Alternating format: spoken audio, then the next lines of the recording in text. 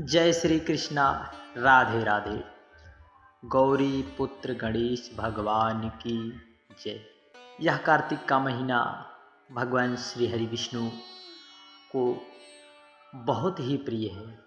साथ ही साथ भगवान शिव को भी यह प्रिय है और हमारे श्री हरि विष्णु को तो इतना ही प्रिय है कि यदि भक्त निष्ठा भाव से कार्तिक मास का व्रत का पालन कर ले तो भगवान श्री हरि विष्णु उसे सब सुखों ईश्वर की प्राप्ति कर देते हैं। आज हम सभी लोग वैकुंठ चतुर्दशी की कथाओं को श्रवण करेंगे।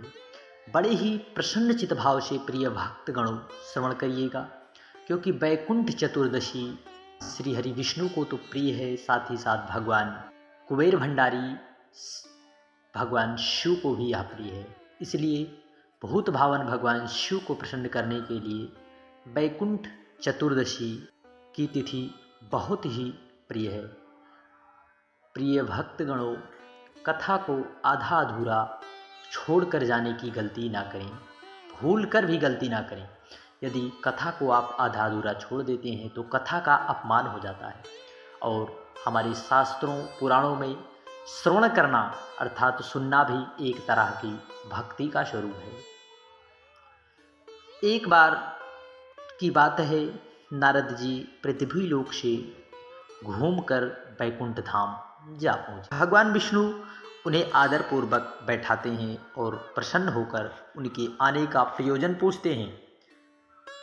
देवर्षि, क्या कारण है जो आप आज वैकुंठ धाम में पधारे? नारद जी ने कहा, हे प्रभु, आपने अपना नाम कृपानिधान रखा है, इससे आपके जो प्रिय भक्त हैं वही तर पाते हैं, जो सामान्य नर नारी हैं वह तो वंचित रह जाते हैं।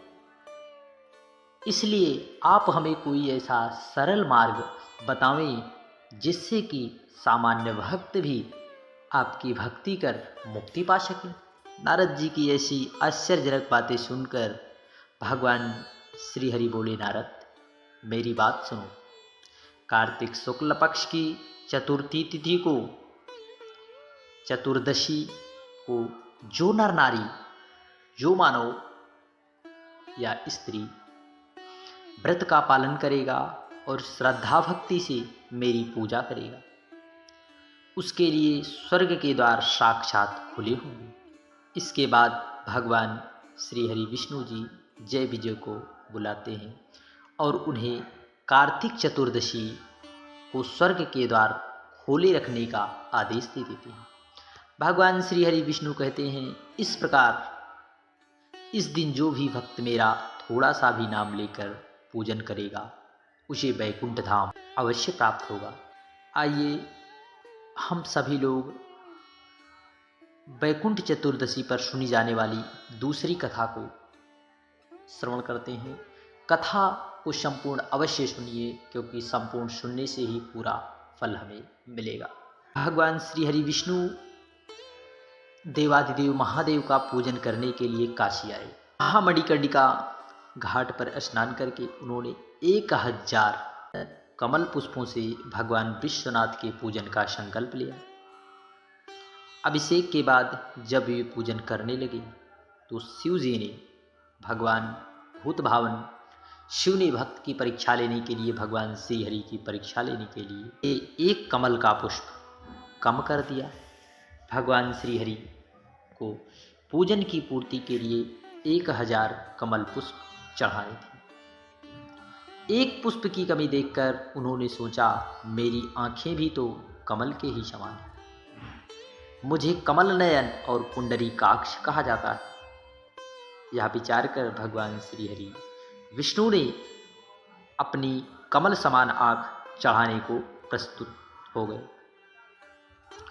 विष्णु जी की इस अगाध भक्ति से प्रसन्न होकर देवादिदेव महादेव प्रकट होकर बोले, हे विष्णु, तुम्हारे समान संसार में दूसरा कोई मेरा भक्त नहीं है। आज की तिथि कार्तिक शुक्ल चतुर्दशी चतुर्थी है, अब वैकुंठ चतुर्दशी कहलाएगी। इस दिन व्रतपूर्वक जो पहले आपका पूजन करेगा उसे वैकुंठ लोक की प्राप्ति होगी। भगवान शिव ने इसे वैकुंठ चतुर्दशी को करोड़ों सूर्य की कांति के समान वाला सुदर्शन चक्र श्री हरि विष्णु को प्रदान किया। भगवान शिव तथा विष्णु जी कहते हैं, इस दिन स्वर्ग के द्वार खुले रहेंगे। मृत्यु लोक में रहने वाला प्राणी कोई भी इस व्रत को करता है तो वह निश्चित ही वैकुंठ धाम हो जाता है। इसी के क्रम में हम सभी लोग वैकुंठ चतुर्दशी पर सुनी जाने वाली एक पवित्र कथा जो भक्त धनेश्वर नामक ब्राह्मण की है, उस कथा को अवश्य सुनना चाहिए। पूर्व काल की बात है, अवंतीपुरी में धनेश्वर नाम का एक ब्राह्मण रहता था। वह ब्राह्मणोचित कर्म से भ्रष्ट, पापपरायण और खोटी बुद्धि वाला था। रस, कंबल और चमड़ा आदि बेचकर तथा झूठ बोलकर वह अपनी जीविका चलाया करता था। उसका मन चोरी, वैश्यागमन, मदिरापान और जुए आदि में सदा आसक्त रहता था। सदा एक बार एक खरीद बिक्री के काम से देश देशांतर में भ्रमण करता हुआ वह महिष्मतीपुरी में जा पहुंचा। यहाँ की चार दीवारी से सटकर बहने वाली पापनाशिनी नर्मदा सदा सुशोभित रहती है। यहाँ कार्तिक का व्रत करने वाले बहुत से मनुष्य अपने गांव से स्नान करने के लिए आए थे। धनेश्वर ने भी उन सबको देखा। कितने ही ब्राह्मण स्नान करके यज्ञ तथा देव पूजन में लगे थे। कुछ लोग पुराणों का पाठ करते और कुछ लोग सुनते। भक्त नाच गान और दान वाद्य के द्वारा भगवान श्री हरि विष्णु की स्तुति में संलग्न रहा करते थे। धनेश्वर प्रतिदिन घूम घूम कर सभी वैष्णवों के दर्शन, स्पर्श तथा उनसे वार्तालाप करता। इसी से श्री हरि विष्णु के नाम सुनने का शुभ अवसर उसे प्राप्त हो गया। इस प्रकार वह 1 मास तक वहीं पर टिका।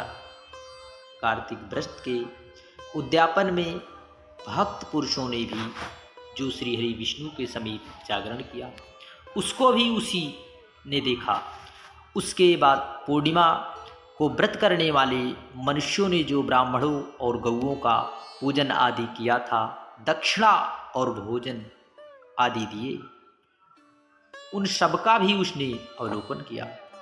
तत्पश्चात सूर्यास्त के समय श्री शंकर जी की प्रसन्नता के लिए जो दीपोत्सर्ग की विधि की गई, उन सब पर भी धनेश्वर की दृष्टि पड़ी। इसलिए भक्त पुरुष इस दिन दीपोत्सर्ग का महान उत्सव किया जाता है। जो मुझ में और शिव जी में भेद करता है, उसके सारे पुण्य कर्म निष्फल हो जाते हैं।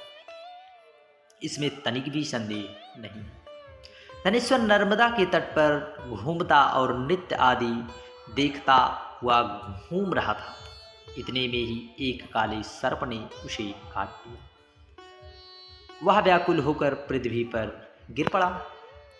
उसे गिरा देख बहुत से मनुष्यों ने दयावश उसके चारों ओर से घेर लिया और तुलसी मिश्रित जल के द्वारा उसके मुख पर छींटे देना आरंभ किया। देह त्याग के पश्चात धनेश्वर को यमराज के दूतों ने बांधा और क्रोधपूर्वक कोणों से पीटते हुए उसे यमनीपुर को ले गए।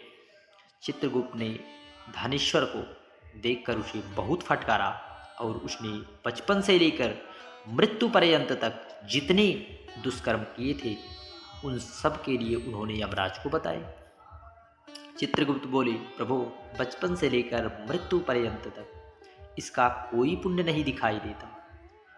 यह दुष्ट केवल पाप का मूर्तिमान स्वरूप दिख पड़ता है, अतः इसे कल्प भर में नरक में पकाया जाए। यमराज बोले, प्रेतराज, केवल पापों पर ही दृष्टि रखने वाले इस दुष्ट को तो मुगदरों से पीटते हुए ले जाओ और तुरंत ही कुंभीपाक नरक में डाल दो। यमराज की आज्ञा पाकर प्रेतराज पापी धनेश्वर को लेकर चला। मुगदरों की मार से उसका मस्तक विदीर्ण हो गया। कुंभीपाक में तेल के खौलने का खलखल शब्द हो रहा था। प्रेतराज ने उसे तुरंत ही उसमें डाल दिया। वह ज्यों ही कुंभीपाक में गिरा, त्यों ही उसका तेल ठंडा होकर कल कल करना बंद कर दिया। ठीक उसी तरह जैसे पूर्व काल में भक्त प्रवर प्रहलाद को डालने से दैत्यों की जलाई हुई आग बुझ गई। यह महान आश्चर्य की बात देखकर प्रेतराज को बड़ा ही विस्मय हुआ। उसने बड़े वेग से आकर यह सारा हाल यमराज जी को कह सुनाया। प्रेतराज की कही हुई कौतूहलपूर्ण बातें सुनकर यम ने कहा, आह, यह कैसी बातें कर रहा है, फिर उसे साथ ले आओ। और उस स्थान पर आए और उस घटना पर विचार करने लगे। इतने में ही देवर्षि नारद हंसते हुए बड़ी उतावली के साथ वहां आए। यमराज ने भली भांति उनका पूजन किया। उनसे मिलकर देवर्षि नारद जी ने इस प्रकार कहा, सूर्यनंदन, यह नरक भोगने के योग्य नहीं है, क्योंकि इसके द्वारा ऐसा कर्म बन गया है जो नरक का नाश करने वाला है। जो पुरुष पुण्य कर्म करने वाला लोगों का दर्शन, स्पर्श और उसके साथ वार्तालाप करता है, वह उनके पुण्यों का छठा अंश प्राप्त कर लेता है। या तो एक मास श्री हरि विष्णु के कार्तिक व्रत का अनुष्ठान करने वाले असंख्य मनुष्यों के संपर्क में रहे, अतः उन सब के पुण्यांश का भागी हुआ है। उसकी सेवा करने के कारण इसे संपूर्ण व्रत का पुण्य प्राप्त हुआ। अतः इसके कार्तिक व्रत के उत्पन्न होने वाले पुण्यों की कोई गिनती नहीं कर सकता। कार्तिक व्रत करने वाले पुरुषों के बड़े से बड़े पातकों का भी भक्तवत्सल श्री हरि विष्णु पूर्णतः नष्ट कर डालते हैं। इतना ही नहीं, अंतकाल में वैष्णव पुरुषों ने तुलसी मिश्रित नर्मदा के जल से इसको नहलाया है और श्री हरि विष्णु के नाम भी श्रवण कराया है।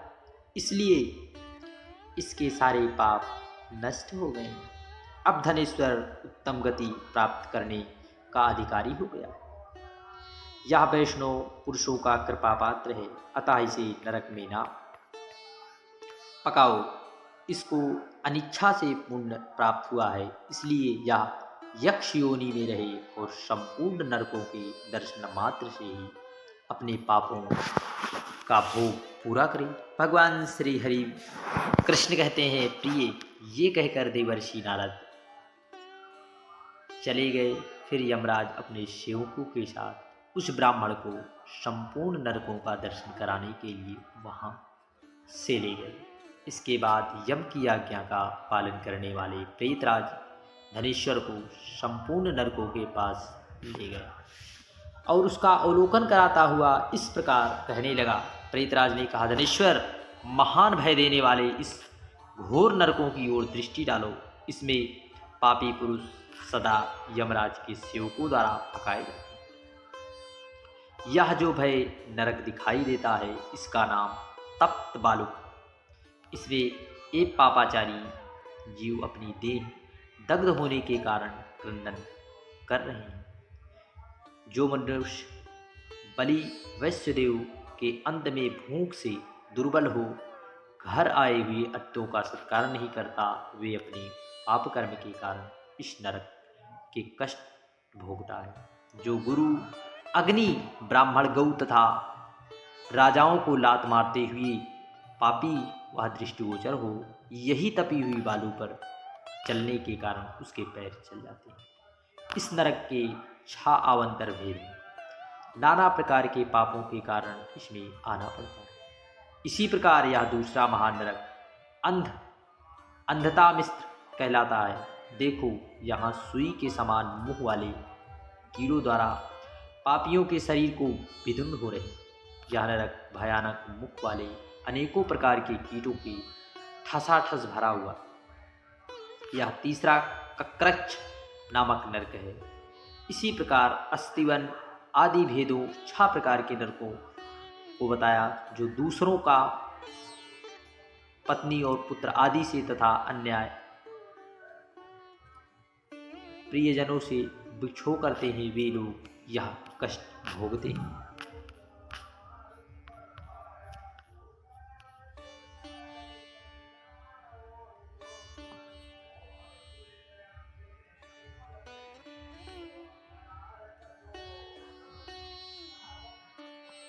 सत्यभामा इस प्रकार प्रेतराज धनेश्वर को नरकों का दर्शन कराकर उसे यक्षलोक में ले गया तथा वहां जाकर वह यक्ष हुआ। यह वैकुंठ चतुर्दशी अर्थात वैकुंठ चतुर्दशी की कथा है। किस प्रकार धनेश्वर नामक ब्राह्मण वैकुंठ में अपना स्थान जमा लेता है।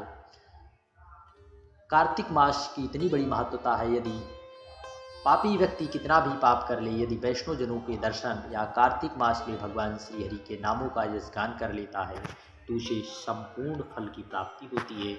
इस प्रकार धनेश्वर ब्राह्मण ने वैकुंठ धाम प्राप्त किया। उसी प्रकार यदि हमारे जीवन में दुख ही दुख चल रहे हैं तो हमें भगवान श्री हरि विष्णु से प्रार्थना और भगवान शिव से प्रार्थना कर हमें उनकी कृपा प्राप्त करना चाहिए। जय श्री कृष्णा, राधे राधे।